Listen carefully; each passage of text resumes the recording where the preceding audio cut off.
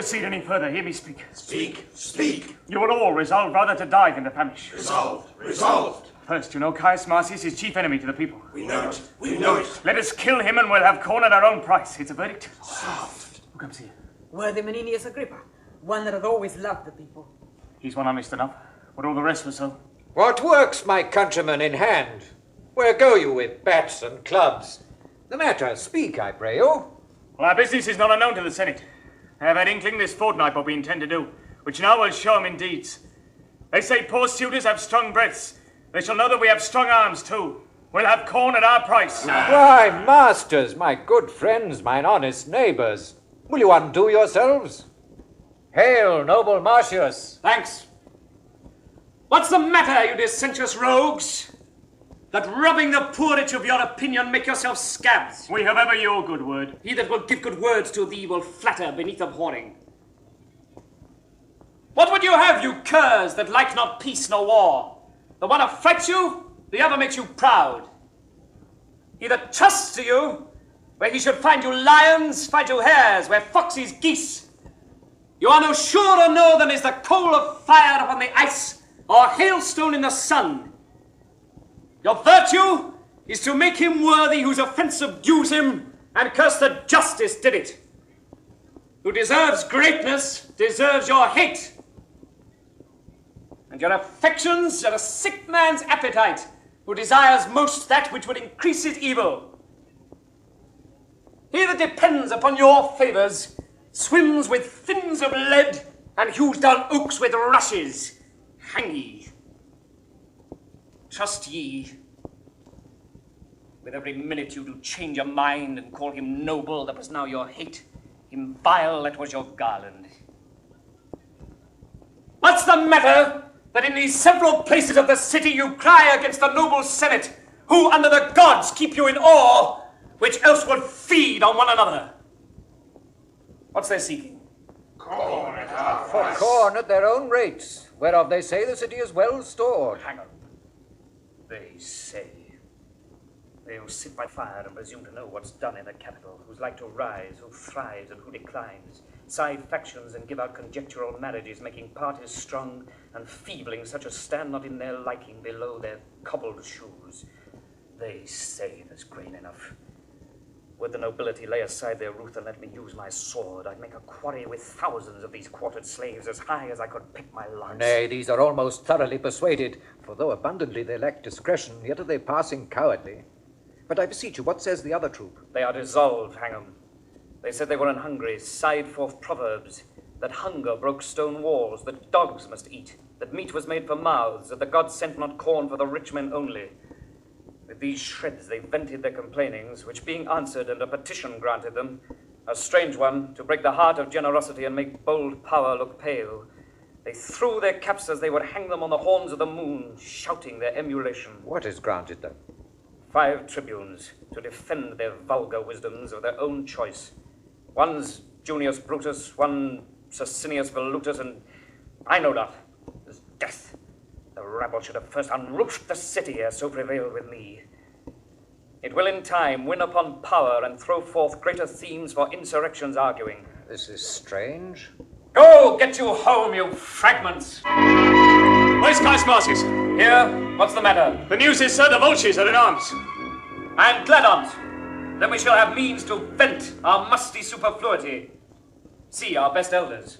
Martius, 'tis true that you have lately told us the Volsces are in arms? They have a leader, Aufidus, that will put you to it. Were half to half the world by the ears, and he upon my party, I'd revolt to make only my wars with him. He is a lion that I am proud to hunt. Then, worthy Martius, attend upon Cominius to these wars. Is your former promise? Sir, it is. Hence to your homes, begone! Nay, let them follow. The vultures have much corn. Take these rats thither to gnaw their garners. Worshipful mutineers, your valour puts well forth. Follow. Was our man so proud as is this Martius? He has no equal. When we were chosen tribunes for the people... Mark you his lip and eyes. Nay, but he taunts... Being moved, will not spare to gird the gods. They mock the modest moon... The present wars devour him. He is grown too proud to be so valiant. Such a nature, tickled with good success, disdains the shadow which he treads on at noon. But I do wonder his insolence can brook to be commanded under Cominius. Fame, at the which he aims, in whom already he's well graced, cannot better be held nor more attained than by a place below the first. For what miscarriage shall be the general's fault, though he perform to the utmost of a man? And giddy censure will then cry out of Martius, oh, if he had borne the business. Besides, if things go well, opinion that so sticks on Martius shall of his merits rob Cominius. I pray you, daughter, sing, or express yourself in a more comfortable sort. If my son were my husband, I should freelier rejoice in that absence wherein he won honour than in the embracements of his bed where he would show most love.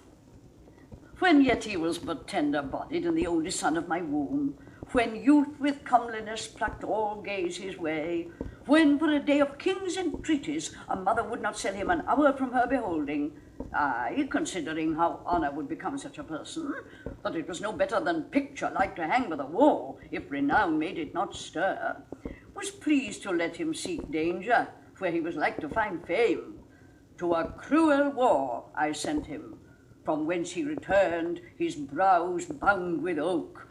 I tell thee, daughter, I sprang not more in joy at first hearing he was a man-child, than now in first seeing he had proved himself a man. But had he died in the business, madam, how then? Then his good report should have been my son. I therein would have found issue. Hear me profess sincerely. Had I a dozen sons, each in my love alike, and none less dear than thine and my good Martius, I had rather had 11 die nobly for their country than one voluptuously surfeit out of action. One part of the Roman army under Cominius meets the Volsces in the field. Another part under Martius besieges Coriolanus. They fear us not, but issue forth their city. Now put your shields before your hearts and fight with hearts more proof than shields. Advance, brave Titus! They do disdain us much beyond our thoughts, which makes me sweat with wrath. Come on, my fellows! He that retires, I'll take him for a Volsci, and he shall feel mine edge!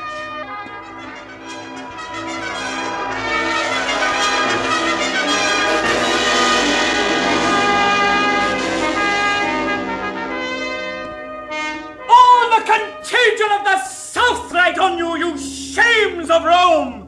You herd of boils and plagues plaster you all, that you may be abhorred farther than seen, and one infect another against the wind a mile. You souls of geese that bear the shapes of men, how have you run from slaves that apes would beat?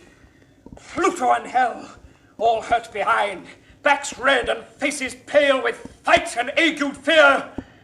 Mend and charge home, or by the fires of heaven I'll leave the foe and make my wars on you. Look to it! Come on! If you'll stand fast, we'll beat them to their wives as they us to our trenches.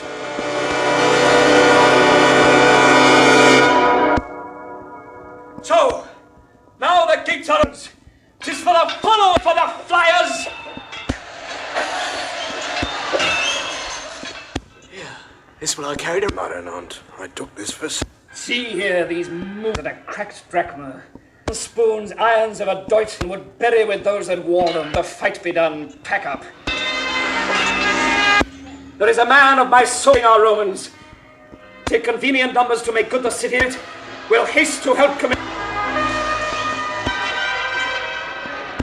Oh God, he has the stamp of Martius. Come I too late? The more than I know the sound of Martius' tongue. Too late. Martius, we have a disadvantage. How lies their battle? They're men of trust. As I guess, Martius, their bands are devoured of the entieties of their best trust. All them Aufidus, their very heart of hope. I do beseech you, by all the battles wherein we have fought, by the blood we have shed together, by the vows we have made to endure friends, that you directly set me against Aufidus and his, that you do not delay the present, but filling the air with swords advanced and darts, we prove. You were conducted to a gentle bath and balms applied you, yet dared I never deny your asking. Take your choice of those that best can aid your action. Those are they that are most willing. If any such be here, as it were sin to doubt, that love this painting wherein you see me smeared, if any fear lesser his person than ill report, if any think brave death outweighs bad life, and that his country's dearer than himself, let him alone, was so many so minded, waved thus to express his disposition and follow Martius. If these shows be not outward, which of you but his four Volsces dare against the great Aufidus others his? For I do hate thee, we hate Uck. Not Africa owns a sub I envy. Fix thy foot. Let the first budger die the other's slave, and the gods doom him after. If I fly, Martius, within these 3 hours, Tullus, alone I fought in your Corioli walls and made what work I pleased. 'Tis not my blood wherein thou seest me masked. For thy revenge, wrench up thy power to the highest. Wert thou the Hector that was the whip of your bragged progeny, thou shouldst not scape me here!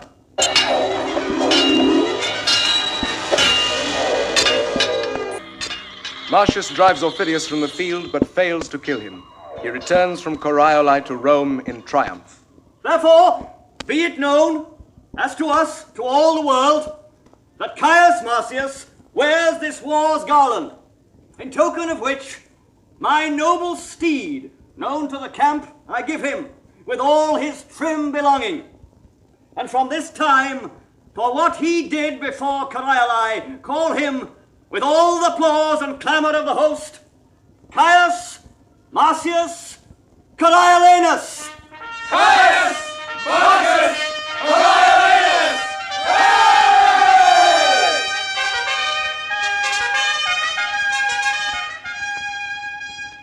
Know, Rome, that all alone Martius did fight within Corioli gates, where he hath won with fame a name to Caius Martius. These in honour follows Coriolanus. Welcome to Rome, renowned Coriolanus. Welcome to Rome, renowned Coriolanus!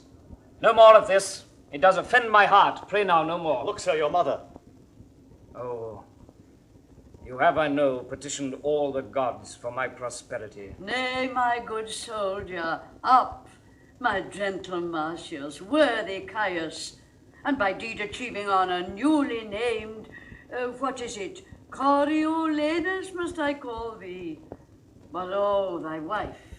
My gracious silence, hail. Wouldst thou have laughed had I come coffined home that weeps to see me triumph? Ah, my dear, such eyes the widows in Corioli wear, and mothers that lack sons. Now the gods crown thee. I know not where to turn. Oh, welcome home, and welcome, General. And you're welcome all. 100,000 welcomes. I could weep, and I could laugh. I am light and heavy. Welcome. Accursed be nor the very root on's heart that is not glad to see thee. You are 3 that Rome should dote on. Yet by the faith of men we have some old crab trees here at home that will not be grafted to your relish. Yet welcome, warriors. We call a nettle but a nettle, and the faults of fools but folly. Ever right. Menenius, ever. Give way there and go on. Your hand and yours. Here in our own house I do shade my head. The good patricians must be visited, from whom I have received not only greeting, but with them change of honours. I have lived to see inherited my very wishes and the buildings of my fancy. Only there's one thing wanting, which I doubt not but our Rome will cast upon thee. No, good mother. I had rather be their servant in my way than sway with them in theirs. On to the capital.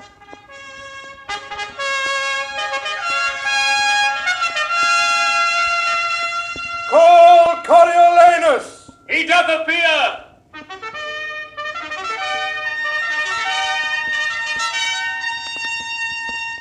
The Senate, Coriolanus, are well pleased to make thee consul. I do owe them still my life and services. It then remains that you do speak to the people. I do beseech you, let me all eat that custom, for I cannot put on the gown, stand naked, and entreat them for my wound's sake to give their suffrage. Please you that I may pass this doing. Sir, the people must have their voices. Neither will they bate one jot of ceremony. Put them not to't. Pray you, go fit you to the custom, and take to you as your predecessors have your honour with your form. It is a part that I shall blush in acting, and might well be taken from the people. To brag unto them thus I did, and thus show them the unaching scars which I should hide, as if I had received them for the hire of their breath only. Do not stand upon't. We recommend to you, tribunes of the people, our purpose to them. And to our noble consul wish we all joy and honour. To Coriolanus come all joy and honour! Sicinius and Brutus, the two elected tribunes of the people, plot the downfall of Coriolanus. I heard him swear, were he to stand for consul, never would he appear in the marketplace, nor on him put the napless vesture of humility, nor showing, as the manner is, his wounds to the people, beg their stinking breaths. I wish no better than have him hold that purpose and to put it in execution. 'Tis most like he will. It shall be to him then as our good wills, a sure destruction. We must suggest the people in what hatred he still hath held them, that to his power he would have made them mules, silenced their pleaders and dispropertied their freedoms, holding them in human action and capacity of no more soul nor fitness for the world than camels in the war, who have their provend only for bearing burthens, and sore blows for sinking under them. This, as you say, is suggested at some time when his soaring insolence shall touch the people, will be the fire to kindle their dry stubble, and their blaze shall darken him forever. Come, we'll inform them of our proceedings here. On the marketplace I know they do attend us. Well, what must I say? I pray, sir. Plague upon it, I cannot bring my tongue to such a pace. Look, sir, my wounds. I got them in my country's service when some certain of your brethren roared and ran from the noise of our own drums. Oh, may the gods! You must not speak of that. You must desire them to think upon you. Think upon me, hang on. I would they would forget me like the virtues which our divines waste on them. You'll mar all. I'll leave you. Pray you speak to 'em, I pray you, in wholesome manner. Bid them wash their faces and keep their teeth clean. So, here comes a brace. You know, sir, the cause of my standing here. We do, sir. Tell us what hath brought you to it. Mine own desert. Your own desert? Aye, but not mine own desire. How not your own desire? No, sir, 'twas never my desire yet to trouble the poor with begging. You must think if we give you anything, we hope to gain by you. Well, then I pray your price of the consulship. The price is to ask it kindly. Kindly. Sir, I pray let me have it. I have wounds to show you, which shall be yours in private. Your good voice, sir, what say you? You have deserved nobly of your country, and you have not deserved nobly. Your enigma? You've been a scourge to our enemies, you've been a rod to our friends. You have not indeed loved the common people. You should account me the more virtuous that I have not been common in my love. I will, sir, flatter my sworn brother the people to earn a dearer estimation of them. 'Tis a condition they account gentle. And since the wisdom of their choice is rather to have my hat than my heart, I will practice the insinuating nod and be off to them most counterfeitly. That is, sir, I will counterfeit the bewitchment of some popular man and give it bountiful to the desirers. Therefore, beseech you, I may be consul. We hope to find you our friend, and therefore give you our voices heartily. I will make much of your voices, and so trouble you no farther. There's in all 2 worthy voices begged. I have your arms, adieu. The gods give you joy, sir. Heartily. Most sweet voices. Better 'tis to die, better to starve, than crave the hire which first we do deserve. Why, in this wolvish togue, should I stand here to beg of Hob and Dick that do appear their needless vouchers? Custom calls me to it. What custom wills, in all things should we do it. The dust on antique time would lie unswept, and mountainous error be too highly heaped for truth to appear. Rather than fool it so, let the high office and the honour go to one that would do thus. I am half through. The one part suffered, the other will I do. Here come more voices. Your voices! For your voices I have fought, watched for your voices bear of wounds 24 odd. Battles thrice 6 I have seen and heard of. For your voices have done many things, some less, some more, your voices. Indeed, I would be consul. He has done nobly. Cannot go without any honest man's voice. Therefore let him be consul. The gods give him joy and make him good friend to the people. Amen, amen. God save thee, noble consul. Worthy voices.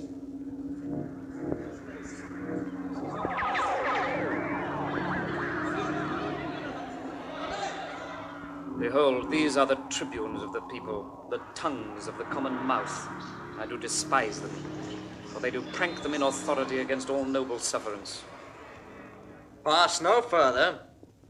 What is that? It will be dangerous to go on. No further. What makes this change? Hath he not passed the noble and the common? The people are incensed against him. Stop, or all will fall in broil. Are these your herd? Must these have voices that can yield them now and straight disclaim their tongues? What are your offices? You being their mouths, why rule you not their teeth? Have you not set them on? Be calm, be calm. It is a purpose thing and grows by plots who curb the will of the nobility. Suffer it, and live with such as cannot rule nor ever will be ruled. Call it not a plot. The people cry you mock them, and of late, when corn was given them gratis, you repined. Scandal the suppliants for the people, call them time-pleasers, flatterers, foes to nobleness. Why, this was known before. Not to them all. Have you informed them, Sithens? How? I inform them? You are like to do such business. Not. Unlike. Each way to better yours. Why then should I be consul? By yon clouds, let me deserve so ill as you, and make me your fellow tribune. You show too much of that for which the people stir. If you will pass to where you are bound, you must inquire your way, which you are out of. With a gentler spirit, or never be so noble as a consul, nor yoke with him for tribune. Let's be calm. The people are abused. Set on. This paltering becomes not Rome, nor has Coriolanus deserved this so dishonoured rub, laid falsely in the plain way of his merit. Tell me of corn. This was my speech, and I will speak again. Not now, not now. Now as I live, I will. My nobler friends, I crave their pardons. For the mutable, rank-scented many, let them regard me as I do not flatter, and therein behold themselves. I say again, in soothing them, we nourish against our senate the cockle of rebellion, insolence, sedition, which we ourselves have ploughed for, sowed, and scattered, by mingling them with us, the honoured number, who lack not virtue, no nor power, but that which they have given to beggars. Well, no more. How no more? As for my country, I have shed my blood, not fearing outward force, so shall my lungs coin words till they decay against those measles, which we disdain should tether us, yet sought the very way to catch them. You speak of the people as if you were a god to punish, not a man of their infirmity. 'Twere well we let the people know it. What, his collar? Collar, were I as patient as the midnight sleep, by Jove, 'twould be my mind. It is a mind that shall remain a poison where it is, not poison any further. Shall remain? Hear you this Triton of the minnows, mark you his absolute shall. O good but most unwise patricians, why, you grave but reckless senators, have you thus given Hydra here to choose an officer that with his peremptory shall, being but the horn and noise of the monsters, wants not spirits to say he'll turn your current in a ditch and make your channel his? If you are learned, be not as common fools. If you are not, let them have cushions by you. You are plebeians if they be senators, and they no less. When both your voices blended, the greatest taste most palates theirs. They choose their magistrate, and such a one as he, who puts his shall, his popular shall, against a graver bench than ever frowned in Greece. By Jove himself it makes the consuls base, and my soul aches to know, when two authorities are up, neither supreme, how soon confusion may enter twixt the gap of both, and take the one by the other. This double worship, where one part does disdain with cause, the other insult without all reason, where gentry, title, wisdom cannot conclude but by the yea and no of general ignorance, it must omit the real necessities and give way the while to unstable slightness. Purpose so barred, it follows nothing is done to purpose. Therefore beseech you, at once pluck out the multitudinous tongue. Let them not lick the sweet which is their poison. Your dishonor mangles true judgment and bereaves the state of that integrity which should be count, not having the power to do the good it would, for the ill which doth control it. Has said enough. Has spoken like a traitor, and shall answer as traitors do. Thou wretch, despite o'erwhelm me. What should the people do with these bold tribunes on whom depending their obedience fails to the greater bench? In a rebellion, when what's not meet but what must be was law, then were they chosen. In a better hour, let what is meet be said it must be meet, and throw their power in the dust. Manifest treason. Mr. Consul, no! Let him be apprehended. Go call the people in whose name myself attach thee as a traitorous innovator, a foe to the public weal. Obey, I charge thee, and follow to thine answer. Hence, old goat, hence, rotten thing, or I'll shake thy bones out of thy garments. Help me, citizens, help! Here's he that would take from you all your power. Seize him! Prithee, noble friend, home to thy house. Leave us to cure this cause.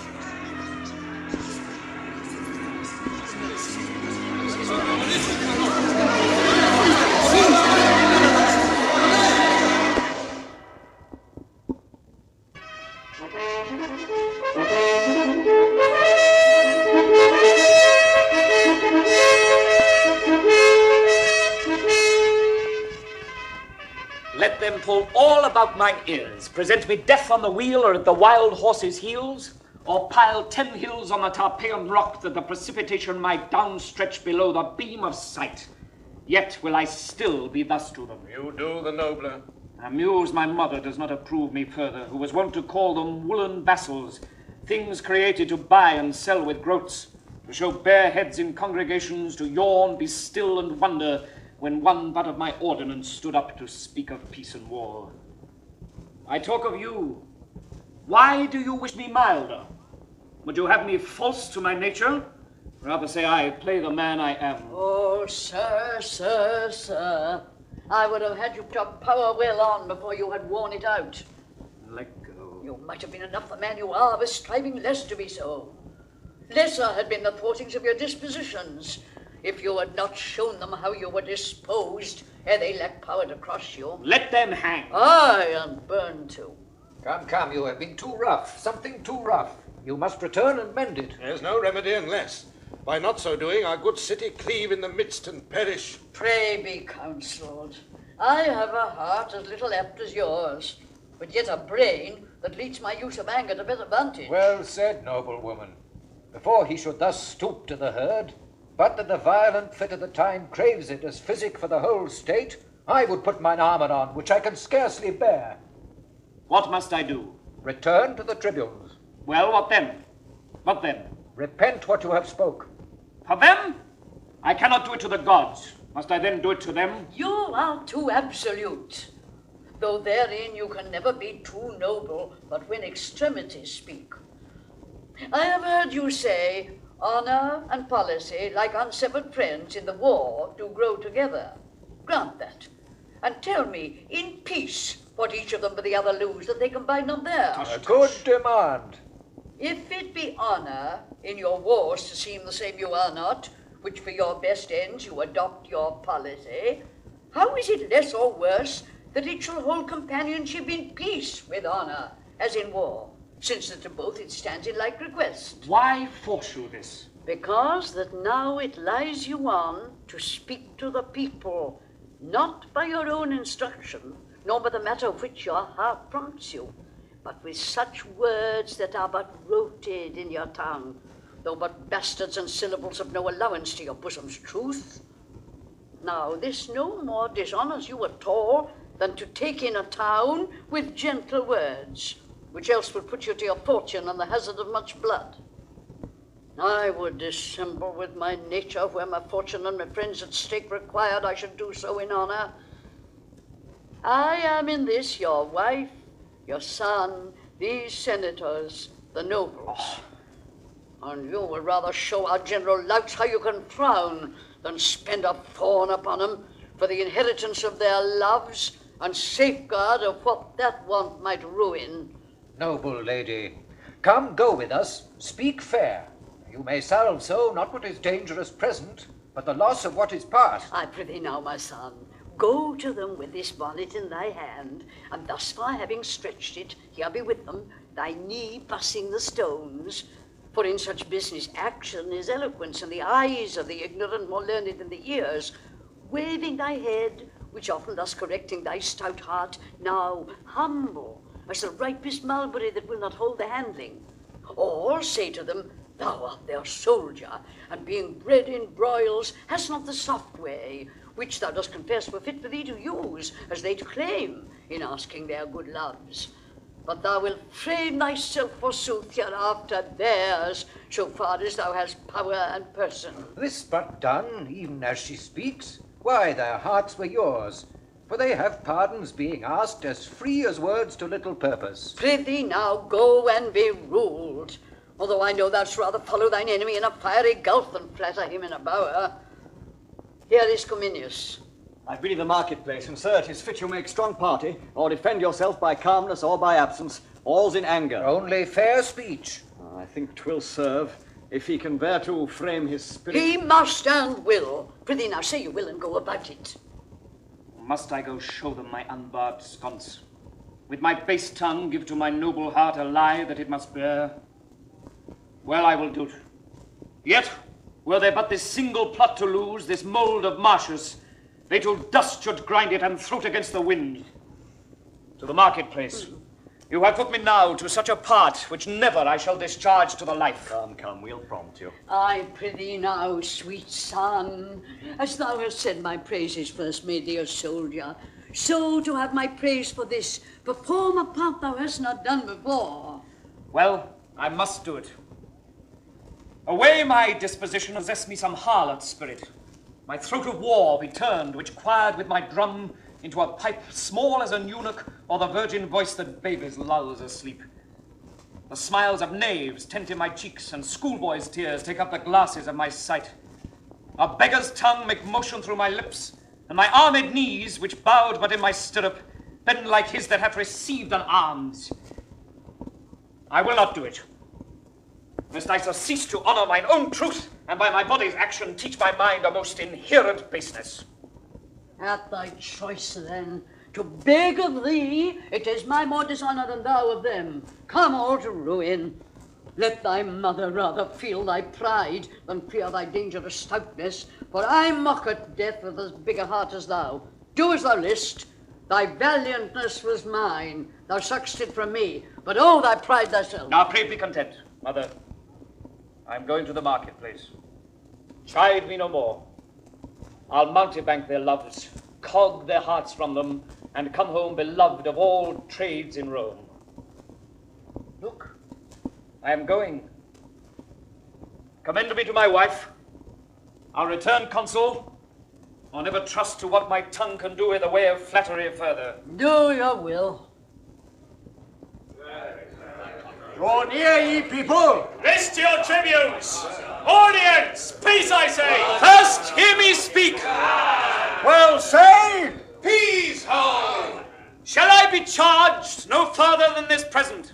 Must all determine here?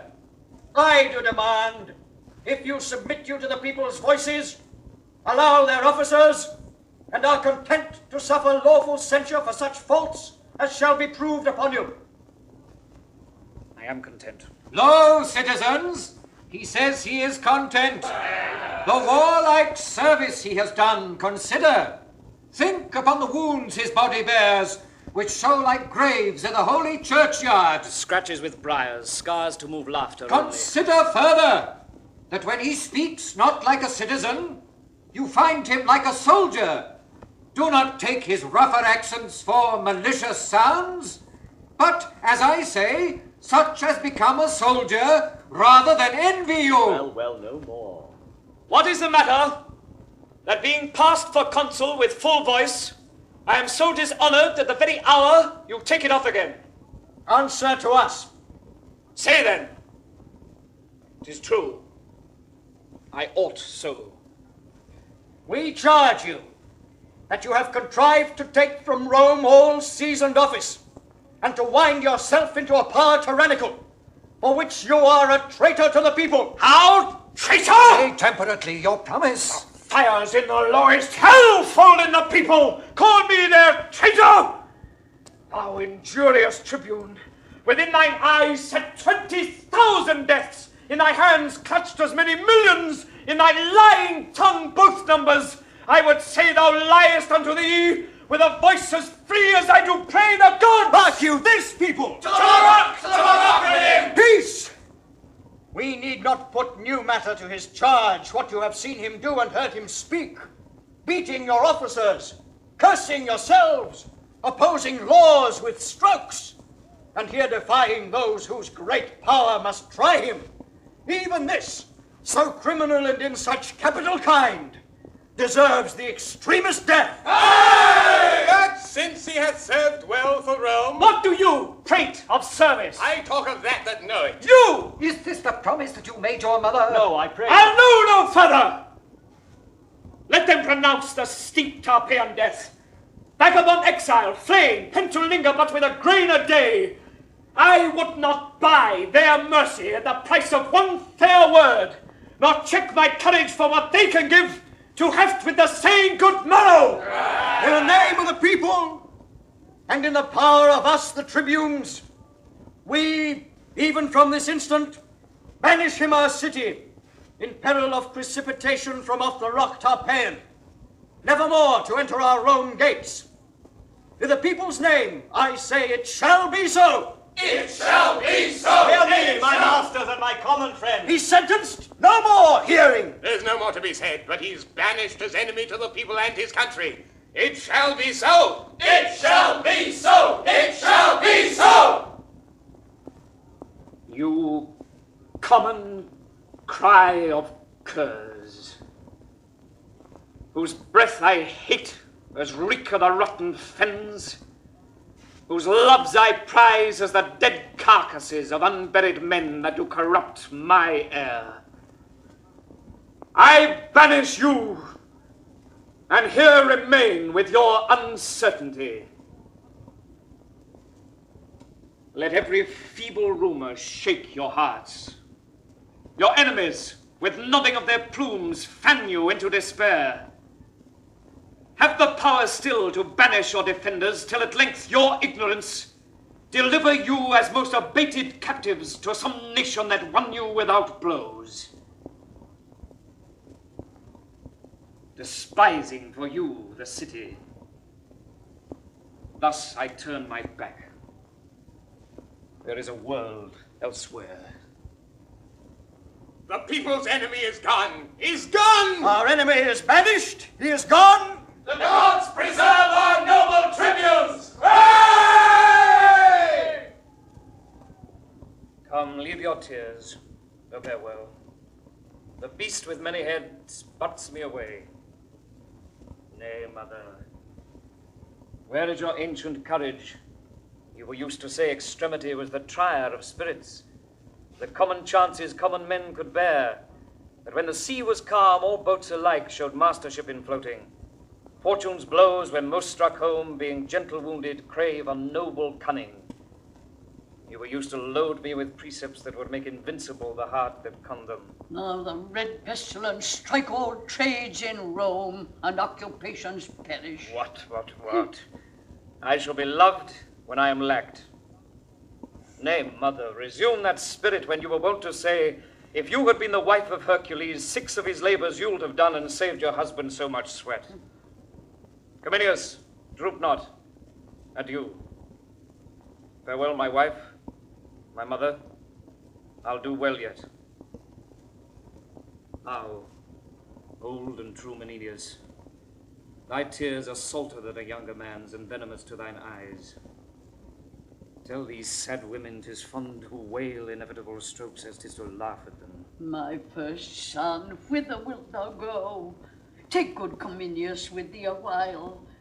Determine on some course, more than a wild exposure to each chance that starts in the way before thee. I'll follow thee a month, devise with thee where thou shalt rest, that thou mayst hear of us and we of thee. So if the time thrust forth a course of our repeal, we shall not send o'er the vast world to seek a single man, and lose advantage, which doth ever cool in the absence of the needer. Fare you well. Thou hast years upon thee, and thou art too full of the war's surfeits to go rove with one that's yet unbruised. Bring me but out at gate. Come, my sweet wife, my dearest mother, and my friends of noble touch. When I am forth, bid me farewell, and smile. I pray you, come. While I remain above the ground, you shall hear from me still, and never of me aught but what is like me formerly. Coriolanus joins forces with his old enemy, Aufidus. They march on Rome.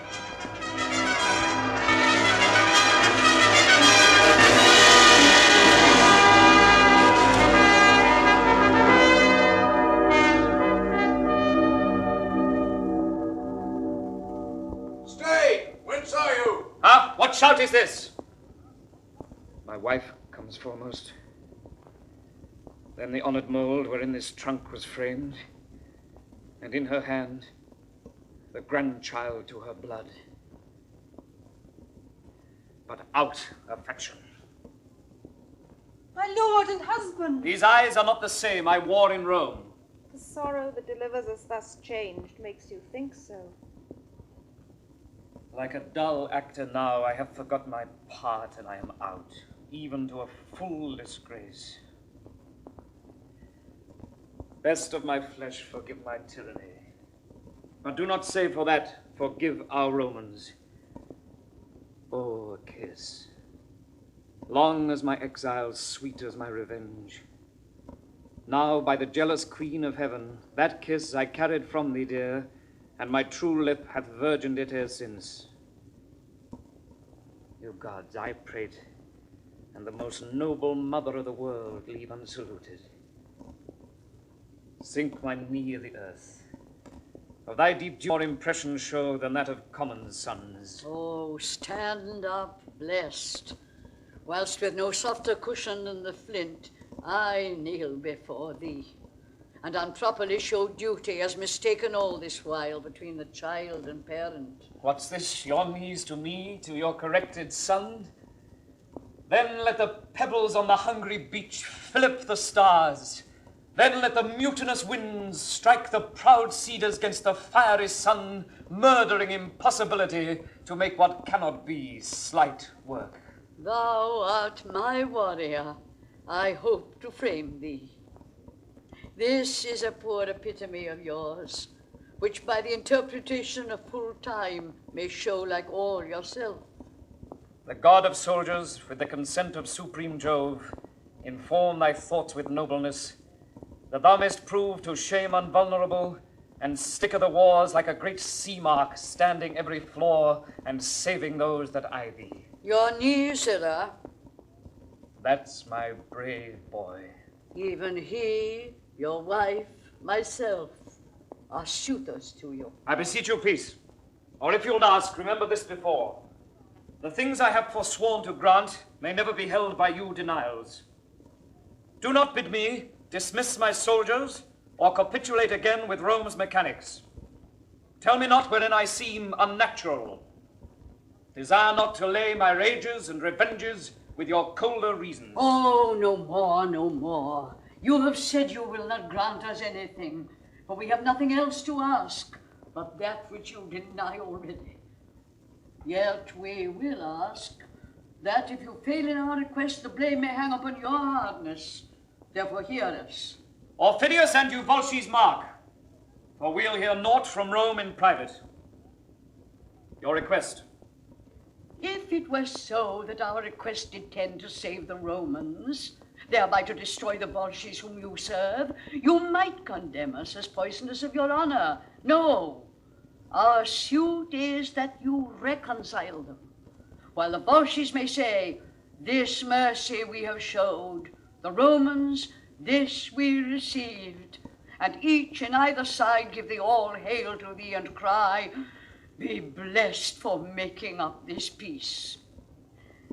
Thou knowest, great son, the end of war is uncertain, but this certain, that if thou conquer Rome, the benefit which thou shalt thereby reap is such a name whose repetition will be dogged with curses, whose chronicle thus writ, the man was noble, but with his last attempt he wiped it out, destroyed his country, and his name remains to the ensuing age abhorred. Speak to me, son. Thou hast affected the fine strains of honor, to imitate the graces of the gods, to tear with thunder the wide cheeks of the air, and yet to charge thy sulphur with a bolt that should but rive an oak. Why dost not speak?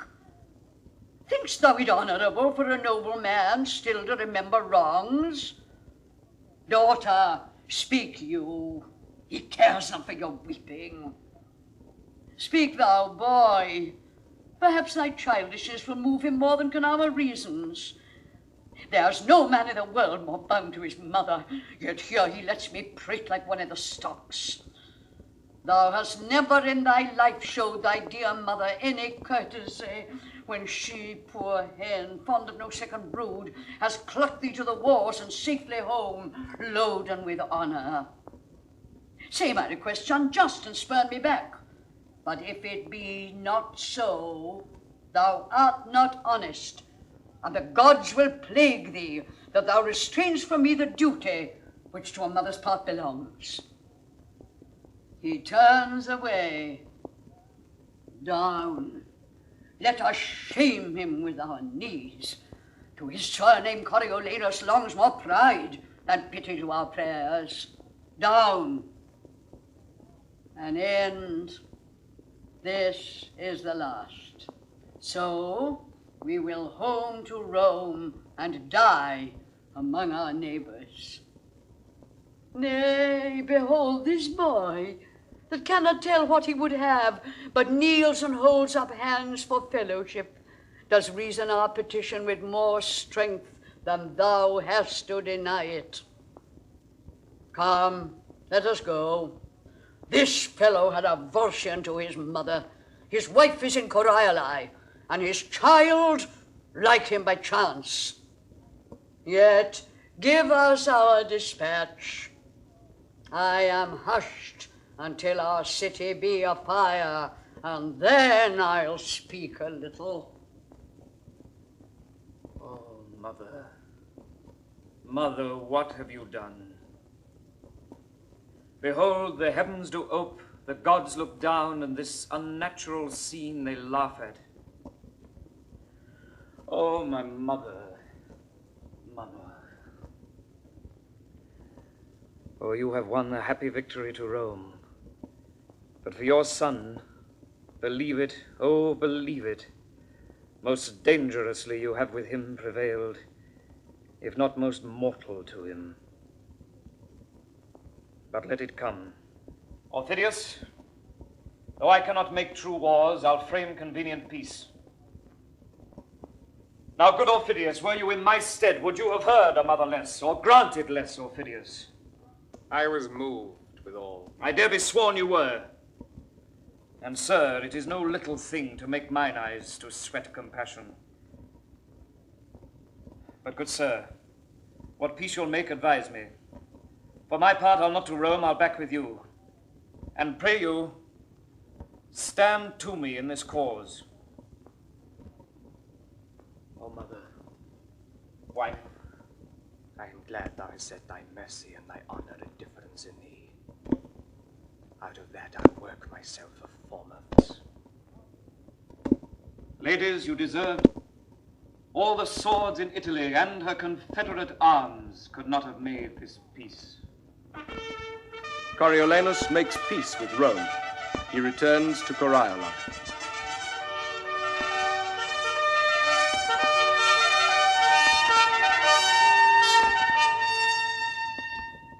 Hail, lords! I am returned your soldier, no more infected with my country's love than when I parted hence, but still subsisting under your great command. You are to know that prosperously I have attempted, and with bloody passage led your wars even to the gates of Rome. Our spoils we have brought home doth more than counterpoise a full third part the charges of the action. We have made peace with no less honour to the Antiotes than shame to the Romans. And we here deliver, subscribed by the consuls and patricians, together with the seal of the Senate, what we have compounded on. Read it not, noble lords, but tell the traitor in the highest degree he hath abused your powers. Traitor? How now? Aye, traitor Martius. Martius! Aye, Martius. Caius Martius. Dost thou think I'll grace thee with that robbery, thy stolen name, Coriolanus in Corioli? You lords and head of the state, perfidiously he hath betrayed your business and given up for certain drops of salt your city, Rome, I say your city, to his wife and mother, breaking his oath and resolution like a twist of rotten silk, never admitting counsel of the war, but in his nurse's tears he whined and roared away your victory, that pages blushed at him and men of heart looked wondering each at other. Yes, thou Mars! Name of the god, thou boy of tears! Ha! Measureless liar! Thou hast made my heart too great for what contains it. Boy! Oh, slave! Pardon me, my lords. It is the first time that ever I was forced to scold.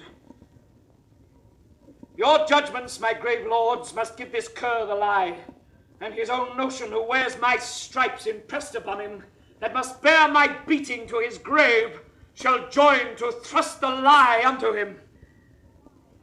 Cut me to pieces, Volsces, men and lads! Stain all your edges on me! Boy! False hound! If you have writ your annals true, 'tis there that like an eagle in a dovecote, I fluttered your Volscians in Corioli! Alone I did it! Boy! Why, noble lords, will you be put in mind of his blind fortune, which was your shame, by this unholy braggart for your own eyes and ears? Let him die for it! Oh, that I had him with 6 Aufidus or more, his tribe, to use my lawful sword! Insolent villain! Kill, kill, kill, kill, kill!